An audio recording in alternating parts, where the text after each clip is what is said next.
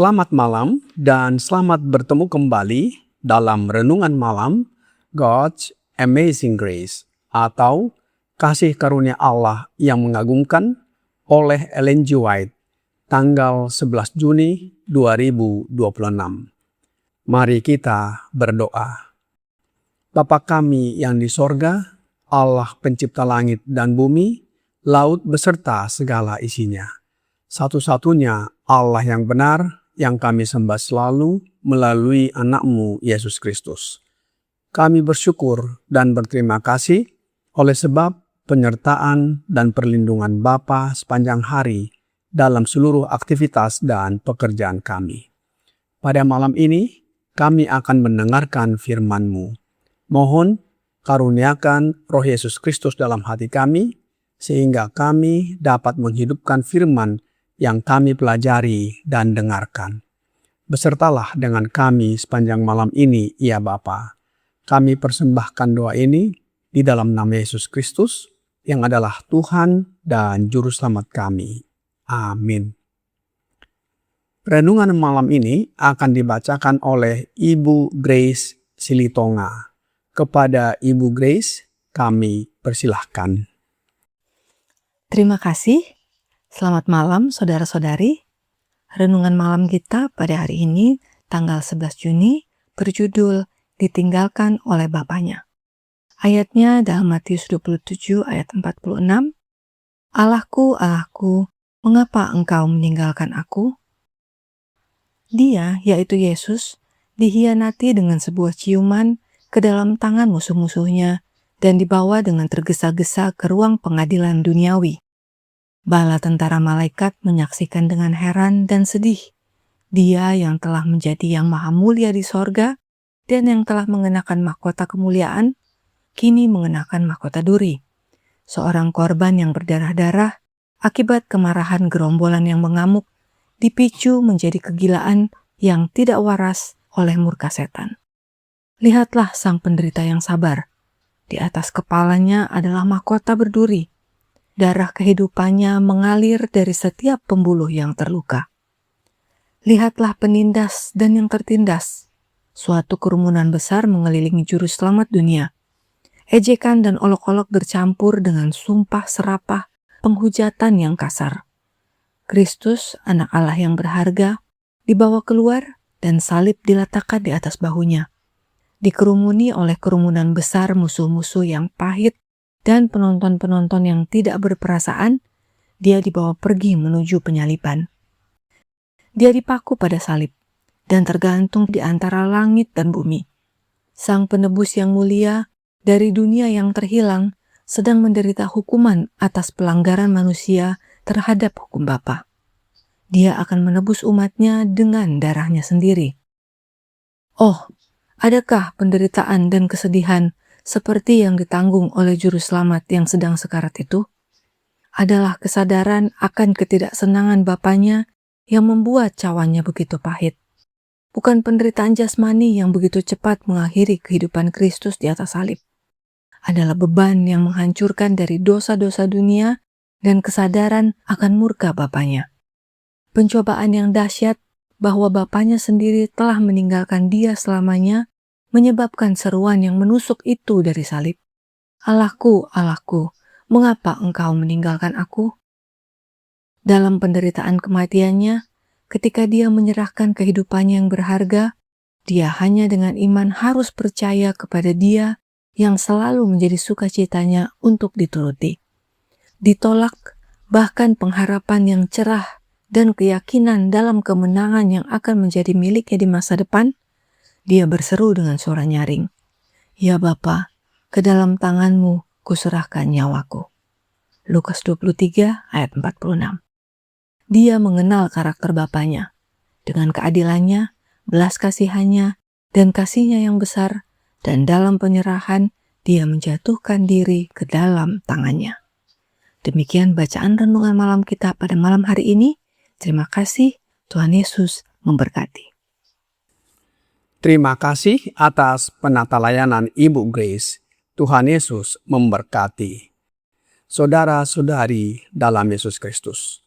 Dalam renungan malam ini, God's Amazing Grace, halaman 170, paragraf 2 berkata, Dia atau Yesus dikhianati dengan sebuah ciuman ke dalam tangan musuh-musuhnya dan dibawa dengan tergesa-gesa ke ruang pengadilan duniawi. Siapa yang mengkhianati Yesus dan mengapa dia mengkhianatinya? Kita sudah ketahui bahwa yang mengkhianati Yesus adalah Yudas, salah seorang muridnya, dan kecintaannya akan uang dan roh keserakahan mengendalikan hidupnya.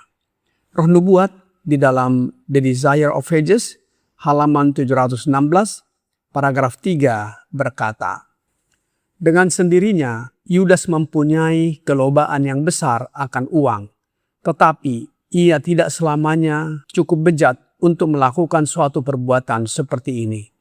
Ia telah memupuk roh keserakahan yang jahat itu, sampai hal itu telah menjadi motif kehidupannya yang mengendalikan dia. Cinta akan mammon melebihi cintanya bagi Kristus. Oleh menjadi hamba kejahatan, ia menyerahkan dirinya kepada setan untuk dihanyutkan lebih jauh dalam dosa. Meskipun Yudas masih mendapat kesempatan untuk bertobat, bahkan setelah Yesus membasuh kakinya dan memperingatkannya dengan penuh kasih, Yudas tetap menjalankan rencananya.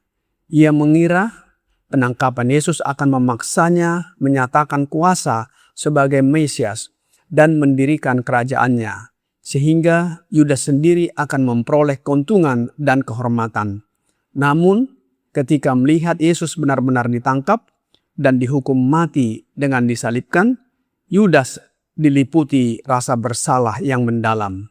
Ia mengembalikan uang pengkhianatannya dan mengakui dosanya.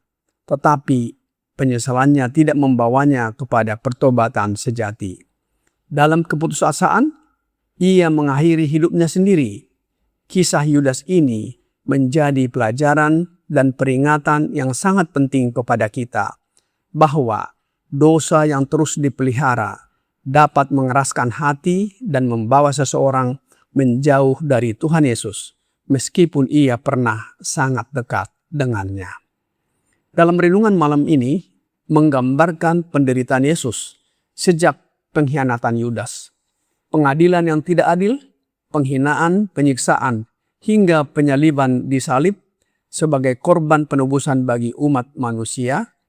Di tengah ejekan dan kekejaman orang banyak, ia menanggung bukan hanya rasa sakit fisik, tetapi terutama beban dosa seluruh dunia dan perasaan ditinggalkan oleh Bapa yang menjadikan penderitaannya sangat mendalam. Meskipun mengalami kegelapan rohani yang dahsyat dan kehilangan penghiburan yang selama ini dinikmatinya, Yesus tetap menunjukkan iman dan penyerahan yang sempurna kepada Bapanya. Menyerahkan nyawanya ke dalam tangan Bapa dengan keyakinan penuh pada keadilan, belas kasihan, dan kasih-Nya. Roh nubuat di dalam The Acts of the Apostles, halaman 209, paragraf 3 berkata, Kematian Kristus membuktikan betapa besarnya kasih Allah terhadap umat manusia. Itu adalah janji keselamatan kita. Menghapus salib dari orang Kristen sama saja dengan menghapuskan matahari dari langit. Salib mendekatkan kita kepada Allah, mendamaikan kita dengannya.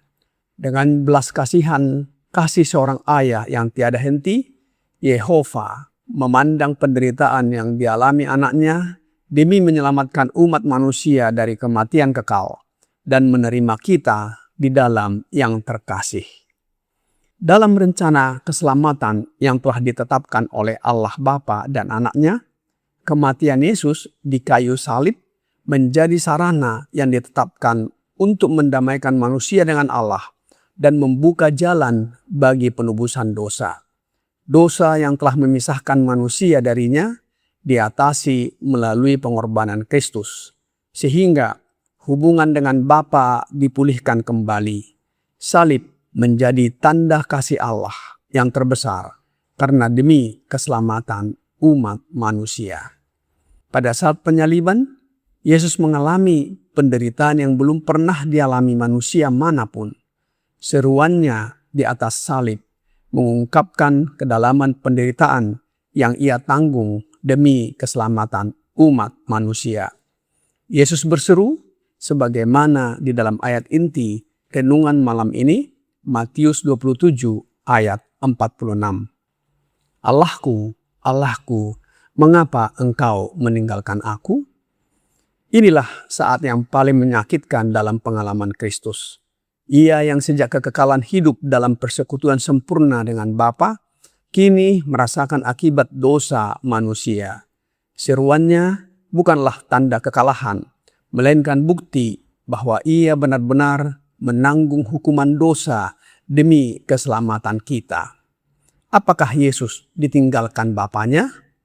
Ya, Allah Bapa meninggalkan Yesus dan tidak lagi tinggal di dalam Yesus. Tetapi Bapa tidak pergi jauh. Itulah sebabnya sebelum Yesus menyerahkan nyawanya kepada Bapanya, kegelapan pekat menyelimuti daerah sekitar Golgota. Roh Nubuat di dalam buku The Desire of Ages, halaman 753, paragraf 4 berkata, dalam kegelapan pekat itu, kehadiran Allah tersembunyi. Dia menjadikan kegelapan sebagai tempat tinggalnya dan menyembunyikan kemuliaannya dari pandangan manusia. Allah dan malaikat sucinya berada di samping salib, Bapa bersama anaknya. Namun kehadirannya tidak dinyatakan. Seandainya kemuliaannya memancar dari awan, setiap manusia yang melihatnya akan binasa. Di salib, bukan hanya Yesus yang menanggung penderitaan demi keselamatan manusia. Bapa juga turut merasakan duka cita yang mendalam atas penderitaan anaknya yang terkasih. Sebagaimana Abraham bergumul ketika diminta mempersembahkan Ishak, demikian pula pengorbanan Kristus menyingkapkan kedalaman kasih dan hubungan antara Bapa dan anak. Salib bukan sekedar sarana pendamaian manusia dengan Allah, tetapi juga pernyataan kasih yang begitu erat antara Bapa dan anak yang bersama-sama menggenapi rencana keselamatan. Meskipun dalam penderitaannya, Yesus mengalami kegelapan dan merasa ditinggalkan, ia tetap mempercayakan diri sepenuhnya kepada Bapanya dengan iman hingga akhir hidupnya. Roh Nubuat di dalam buku Christ Triumphant, halaman 277, paragraf 5 berkata, pada saat-saat yang mengerikan itu, ia, yaitu Yesus, mengandalkan bukti penerimaan Bapa yang telah diberikan kepadanya. Ia mengenal karakter Bapanya. Ia memahami keadilannya, belas kasihannya, dan kasihnya yang besar. Dengan iman, ia, yaitu Yesus, bersandar kepada Dia yang selalu menjadi sukacitanya untuk menurut. Dan ketika dalam ketundukan, ia menyerahkan dirinya kepada Allah. Perasaan kehilangan kasih Bapa pun sirna. Dengan iman, Kristus adalah pemenang. Saudara-saudari dalam Yesus Kristus, kita bersyukur atas kasih Allah Bapa kepada kita. Oleh sebab itu, kita bermegah dalam salib Tuhan kita Yesus Kristus. Sebab olehnya dunia telah disalibkan bagiku dan aku bagi dunia. Sebagaimana ungkapan dari Rasul Paulus di dalam Galatia 6 ayat 14. Kiranya pekabaran malam ini membawa pembaharuan dan sukacita bagi kita. Tuhan Yesus memberkati. Mari kita berdoa. Bapa kami yang di sorga, terima kasih atas firman-Mu yang menguatkan dan menyatakan bahwa Yesus rela mati di kayu salib untuk mendamaikan dan memulihkan hubungan kami dengan Bapa. Oleh sebab itu ya Bapa, mohon curahkan roh anak-Mu Yesus Kristus dalam hati kami, sehingga kami senantiasa terhubung dengan Bapa.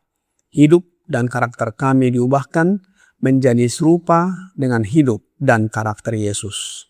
Bila mana Yesus datang kembali, kami siap menyambutnya dan diangkat masuk ke dalam kerajaan sorga. Kami serahkan hidup kami ke dalam tangan-Mu sepanjang malam ini, ya Bapa. Mohon ampuni kami atas segala dosa dan pelanggaran yang kami lakukan. Kami persembahkan doa ini di dalam nama Yesus Kristus yang adalah Tuhan dan Juru Selamat kami. Amin.